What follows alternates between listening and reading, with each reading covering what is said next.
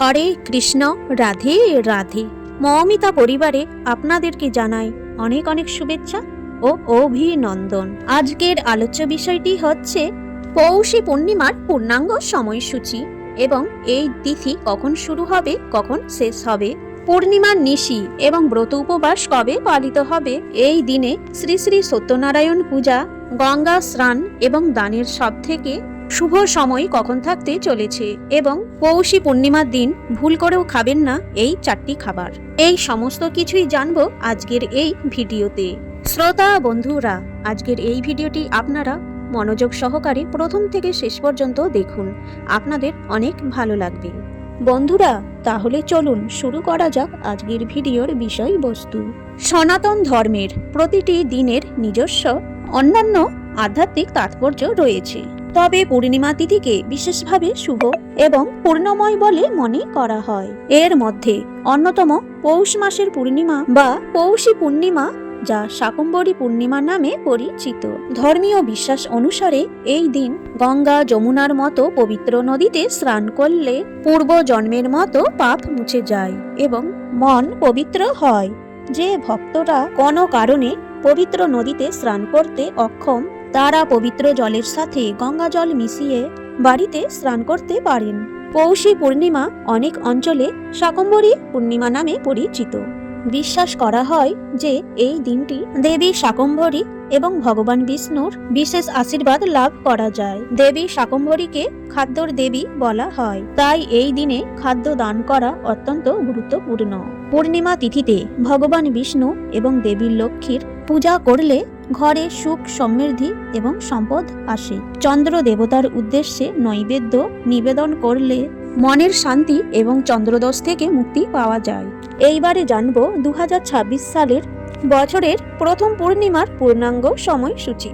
জানবো পঞ্জিকা অনুসারে পূর্ণিমা তিথি কখন শুরু কখন শেষ, পূর্ণিমার নিশি এবং ব্রত উপবাস কবে পালিত হবে, এই দিন সত্যনারায়ণ পূজা, গঙ্গা স্নান এবং দানের সবথেকে শুভ সময় কখন থাকতে চলেছে, পৌষী পূর্ণিমার দিন ভুল করেও খাবেন না কোন 4টি খাবার। 2026 সালের পূর্ণিমা অর্থাৎ পৌষী পূর্ণিমা পড়েছে 3রা জানুয়ারি 2026, বাংলার 18ই পৌষ 1432 শনিবার।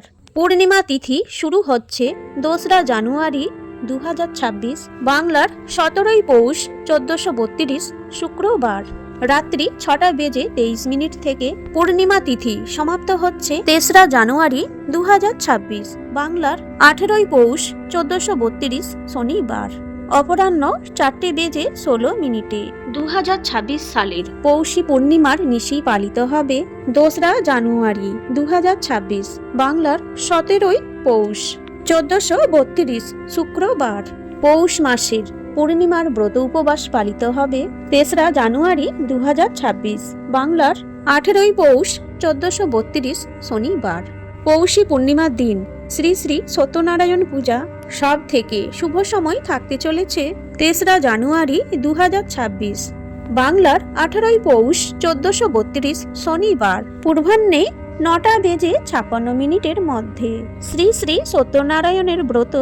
এরপর জানব পৌষী পূর্ণিমার দিন গঙ্গা স্নান এবং দানের সবথেকে শুভ সময় থাকতে চলেছে 3রা জানুয়ারি 2026, বাংলার 18ই পৌষ 1432 শনিবার সূর্যোদয় থেকে অপরাহ্নে 4টে বেজে 16 মিনিটের মধ্যে। এই দিনে অমৃত যোগের শুভ সময় থাকতে চলেছে দিবা 7টা বেজে 6 মিনিটের মধ্যে ও 7টা বেজে 51 মিনিট গতে 9টা বেজে 43 মিনিটের মধ্যে ও 12টা বেজে 6 মিনিটের গতে 2টো বেজে 59 মিনিটের মধ্যে ও 3টে বেজে 40 মিনিট গতে 5টা বেজে 1 মিনিটের মধ্যে এবং রাত্রি 1টা বেজে 6 মিনিটের গতে 2টো বেজে 54 মিনিটের মধ্যে। শাস্ত্র অনুসারে পৌষ মাসের পূর্ণিমার দিন এড়িয়ে চলুন এই খাবারগুলি।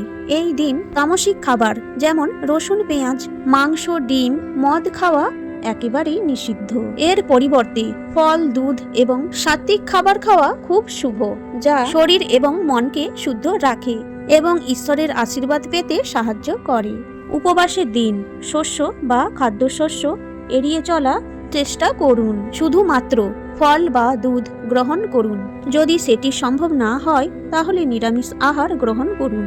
এই দিনে দুধ, গুড় বা চাল দিয়ে তৈরি ক্ষীর বা পায়েস খেতে পারেন। জয় শ্রী কৃষ্ণ। আজকের এই ভিডিওটি যদি আপনার উপকৃত হয়ে থাকে অবশ্যই একটি লাইক করে কমেন্ট বক্সে লিখুন জয় শ্রী কৃষ্ণ। আর এই চ্যানেলে যদি আপনি নতুন বন্ধু হয়ে থাকেন অবশ্যই চ্যানেলটিকে সাবস্ক্রাইব করে পাশে থাকা বেল আইকনটি ক্লিক করে রাখবেন।